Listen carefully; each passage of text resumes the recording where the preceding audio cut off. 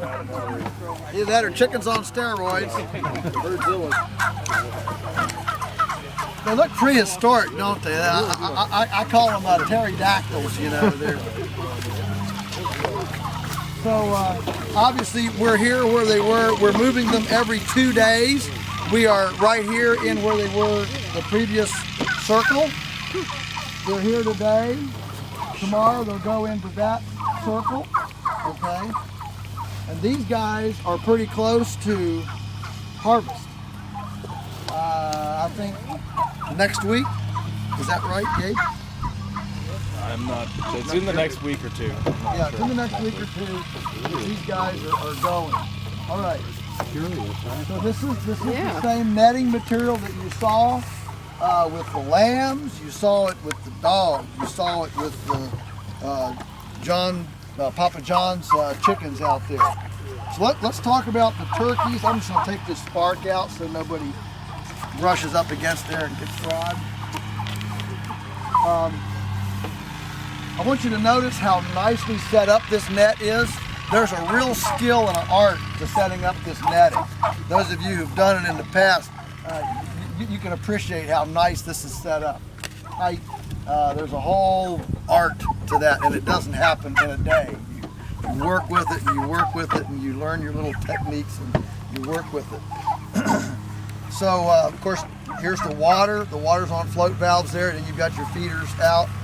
The gobble-to-go, you can see there how it's used. See the turkey coming down the chicken ladder, turkey ladder.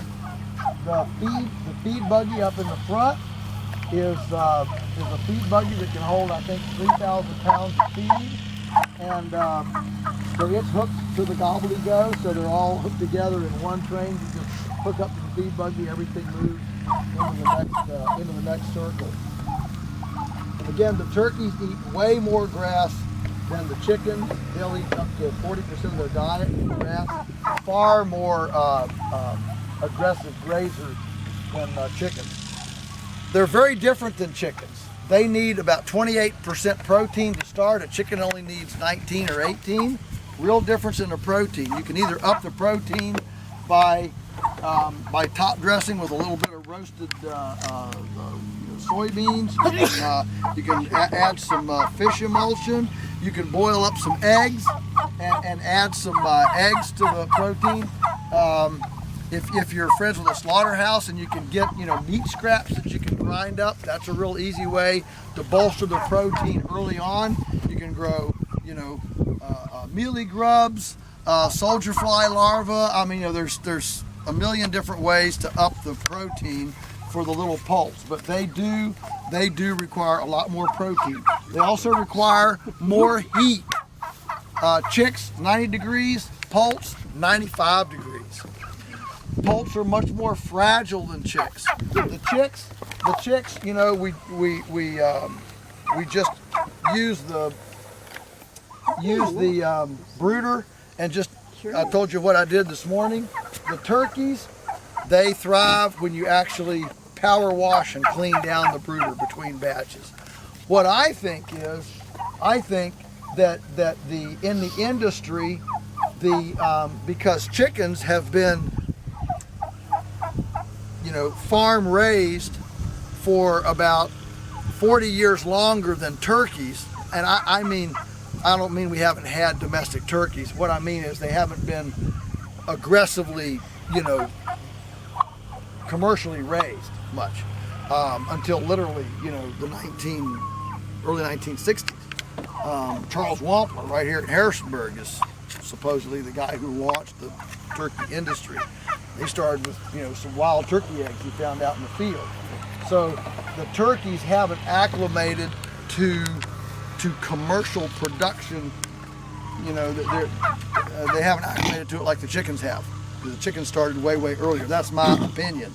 And I think in another 50 years, the turkeys are going to be just as hardy as the chicks because they will have acclimated to this new kind of. I think there is adaptation that way. Okay, that kind of adaptation to new things. So they can't, and they need it warmer. They need higher protein, way more grit. These birds right now are eating about 30 pounds of rocks a day. This set of birds eating 30 pounds of rocks a day. It takes those rocks to be able to grind up all the grass they're eating. This is a lot harder to grind up than fermented feed. The feed that they get in their crop, the moist crop, of course, makes it ferment in there, and fermented grain gets real soft, okay? Whereas, grass is more cellulose, there's a lot more stuff there to decompose, or a lot harder to grind up. So they eat a lot of rocks. We have actually found that the turkeys are more magic to the pasture than the chickens. And I think it's partly because of these rocks that they're eating, and then all their saliva and their digestive enzymes are breaking down those rocks, so their manure is way more highly mineralized than the manure from the chickens, which don't eat that as much grit, okay, as many rocks. So we start the turkeys in the brooder, just like the little chicks. At 3 weeks, they come out into the broiler shelters, the little chicken tractor, the little broiler shelters, just like the broilers. They go in there for another about 3 weeks until they're 6 weeks old. At 6 weeks, then they're big enough to go in here. Now, the thing about the turkey is the turkeys never get the spark. They never get it. These big old turkeys, you can watch them. There'll be a grasshopper out here. Turkey will come up to this netting, he'll look at that grasshopper through there, and he'll stick his head through the hole down here to get to the grasshopper out there, and you can see him jumping, from getting shot. Sitting there jumping, reaches out, grabs that grasshopper, and then he slowly pulls his head back in, and then he all of the day's work. They never get it. So there's a sweet spot of introduction to the netting. If the turkeys are introduced too early, they're too small and they go through these holes. If they're introduced too late, they're too big and they just walk over it. Okay? So there's a sweet spot between about 6 and 8 weeks when they're just big enough to not go through the holes and small enough to not walk over it, where we introduce them to this. They never get the spark, but they do need to learn their world ends here. And so for them, it's just, well, that's the end of my world. That obstacle is just, that's the end of my world. And that's okay. Yeah. What breed are they, and how do you keep them from flying away? All right, well, these are regular industrial NASCAR race car double-breasted turkeys, which means they don't fly because they're so heavy. All right. Now that brings a discussion of heritage turkeys, which we talked, I think, a little bit about, didn't we, the other day? The heritage turkeys. Okay. And the problem with control. One of the reasons we use these is because we can control them so easily. The problem with the heritage birds is they can fly. My favorite story, I went down and did a seminar in Georgia a few days after Thanksgiving, about 6 years ago, and the farmer that hosted it told me this story. He raised 50 red bourbon heritage turkeys, raised them all summer. 1 week before Thanksgiving, he went out to feed them. No. Gone. Flew away. Never did find them. Never found them. Gone. You know what? I don't want to raise an animal like that. I mean, that's high risk. Okay? And so we have found that because these are so easy to control, we can actually keep them more hygienically clean, healthy, and they actually eat more grass and bugs than the heritage birds that are so hard to control. Everybody just leaves them in one place all the time. And as I mentioned, Frank Reese, the darling of slow food out there in Nebraska, they've just helped him buy 2 barns for his whatever, Narragansett or red bourbon or whatever turkeys. So he's selling heritage turkeys for $150 a piece into the, you know, the elite markets and the chefs, and they're raised in confinement buildings. But they're heritage breed turkeys. I'll put one of these up against them any time of day. These guys are getting a lot of green material, fresh air, exercise, and sunshine. Really healthy. Yeah, and you can look at them and you can tell they're healthy. When people, you know, there's been a lot of stuff written about, you know, industrial poultry, you know, that they can't walk and they all blah blah blah blah. Listen, man, there's a whole lot. You have to really abuse something to take all that primal instinct away from an animal. I mean, they're still turkeys, and when they get to about 8 weeks, they become bulletproof. I mean, you just can't kill them with a stick. And we've had turkeys like this in 10 inches of snow. You come out and they're all just huddled up and they shake themselves off and come out of the snow, and all these red heads, you know, in the snow. It's quite something to see. So that's why they don't need an impermeable roof. When we go down to the feather net in a minute and the egg mobiles, all those roofs for the chickens are impermeable. Why? Because chickens don't do rain very well. They don't do moisture very well. These turkeys are so hardy, all they need is a little bit of sun protection, and man, they're as happy as can be. Pouring down rain, they just come out here in that water. You can watch that water just run off their feathers. Big, thick feathers, thick coat, and a rain, snow, doesn't affect them at all. So the downside of them, of course, is that you have to raise them to 16 weeks. The broilers are 8 weeks. So you have to raise them a little longer.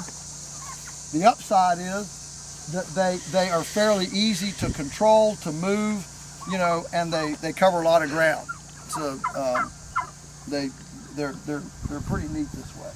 So this year we'll raise about 3,000 of these, and there really is quite a good market for them.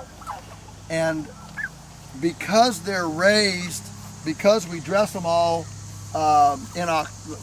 by the end of October, we don't sell fresh turkeys for Thanksgiving. We used to, and then we had a couple of Novembers where it got down to, you know, 15 degrees, and we had frozen water, pneumonia turkeys, and all sorts of issues, and we just said, you know, we're just not gonna do that anymore. We figured we'd lose our whole market when we went away from fresh Thanksgiving turkeys. But we didn't paint it like, all right, folks, suck it up. We're not gonna do fresh turkeys for you. Too bad, you know. No, we presented it to our customers as an animal welfare issue. We've had these really cold Novembers. These turkeys have gotten pneumonia. It's been hard on them, hard on to get water to them. It freezes up. So to make sure that you get a happy, stress-free turkey, we're going to do them before Thanksgiving and have them all dressed in October. And it's how you present it to them. And it didn't make a blip. People just came right for it. The other thing is, we found out that in the industry, this will be a good tidbit for you. In the industry, talk about the cozy relationship between the industry, between the regulators and the regulatees, because in the industry, most of the turkeys are eaten at Thanksgiving too. Now, I mean, a lot of them go into further processing, turkey ham, turkey salami, turkey bologna, all that stuff. But still, in the U.S., over 50% of all the turkeys are eaten on Thanksgiving Day, all right?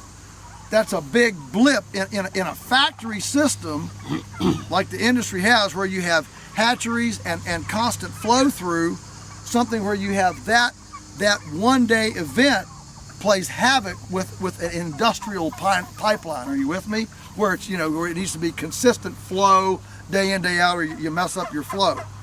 So what the industry got from the USDA was the okay to what's called soft freeze the turkeys for 6 months. As long as they don't go below 29 degrees, that turkey can be sold as fresh. Oh my God. Sounds right to me. Yeah, sounds good to me, right. So once we learned that and explained it to our customers, that's what the fresh turkeys are in the store.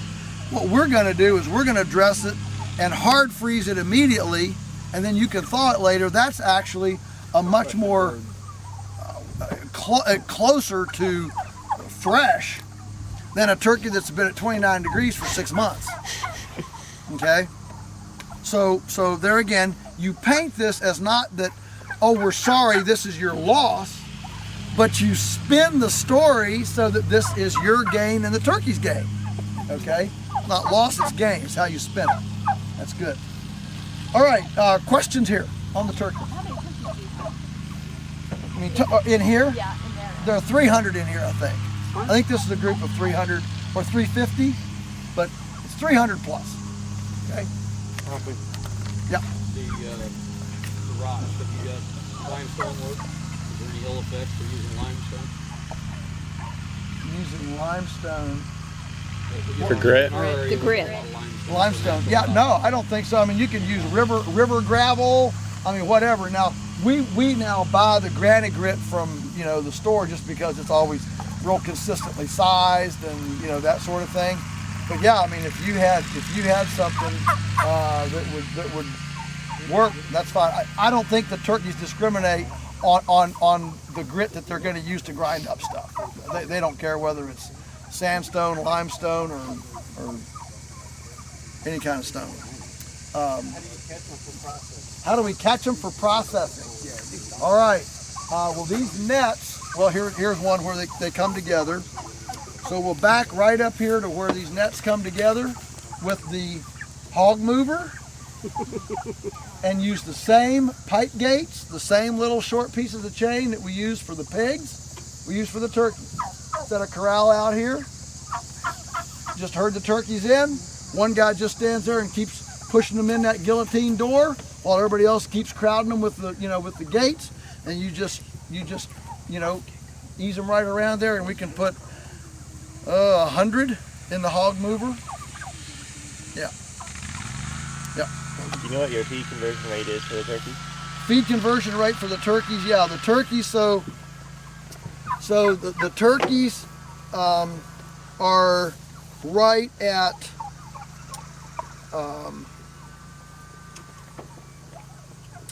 3 pounds of feed to 1 pound of carcass. So we try to average 15-pound carcasses, and that's going to take us 45 pounds of feed, which at 30 cents a pound is going to be $13.50. Are you with me? $13.50. We're going to sell that turkey on average for $50. Okay. So we're going to have $13.50 in feed. We're going to have a couple dollars in the poult, and we're going to have up to $10 in production labor by the time we pay subcontractors and all. We're going to have so it ends up being right at $25 to $27 of actual expense, which gives us about $25 to market it and make a profit. Okay? Yeah. You buy your turkeys from the same place you buy your chickens? No. These turkeys, actually, we have a friend who is friends with some people in the industry, and he orders them for us, and we go out to the interstate and meet the truck on its way to a Cargill place or whatever. Yeah. Interestingly, in the vertically integrated industry, the one component that is not vertically integrated is the breeding stock for both broilers and turkeys. So Tyson actually doesn't own their breeding. I mean, the actual breeders. Now they own the birds that are making the eggs that they're going to set in their hatchery, but they don't own the parent breeding stock of the birds. And so I think actually these come out of Georgia, if I'm not mistaken. We meet the truck on the interstate, and I think the last batch we got them for 49 cents a piece. They were just overage, And so this guy has an inn with these friends, and we got them for, I'm pretty sure, am I right, Gabe? They were cheap. I mean, the hens were cheaper, I think, than the toms. One of the other. Yeah. But they were pretty cheap. They were way cheaper than chicks. I mean, they were like 49, 50 cents. It was crazy. Now, the guy was very clear. Next time they might be $2.50. Okay. I'll take that. I mean, this breed is going for like $6 or $7 from a hatchery, and if you go heirloom, you as high as heritage is as much as $9. But Right. even the standard ones are $6 or $7. Well, now from Ridgeway, we were paying $4.50. I We think. high volume, so certainly. Well, that's part- volume helps. Certainly. Yeah. Volume helps. Yeah. Yeah. But yeah. So talk to us. I will.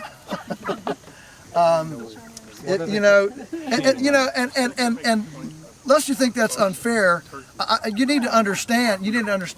We've been at this a long time, and you develop contacts. If you persevere and you stay with it, you develop contacts. That's all I can say. And the world runs on relationship building. Not what you know, it's who you I'm know. working on my relationship here. What? I'm working on my Yeah, relationship good. here. That's fair enough. Yeah, good. You're doing fine. Yeah. Do you move the shade daily so it doesn't lay down too much nitrogen in one place and bake the ground? No, it's not that much. If you look over here, actually the turkeys are actually only in there for 6 hours. As soon as things start to cool off, they're all going to be outside. No, this doesn't. And we're getting ready to go over the hill to see the Millennium feather net, and there you're going to see a spot where the whole herd of cows on a hot, humid day. We didn't move it a second time in the daytime, and they really tore up that spot. Now that looks bad right now. It's just bare because they tore it up and they pugged it. I can tell you next year that spot, I don't know what it'll have on it, but whatever it'll have on it, whether it's clover or ragweed or whatever, you never know. Whatever it is, it's gonna be okay. So we don't consider these destructive. They're in New Zealand they call this aggressive pasture massage. Okay, let's load up and go to the feather net.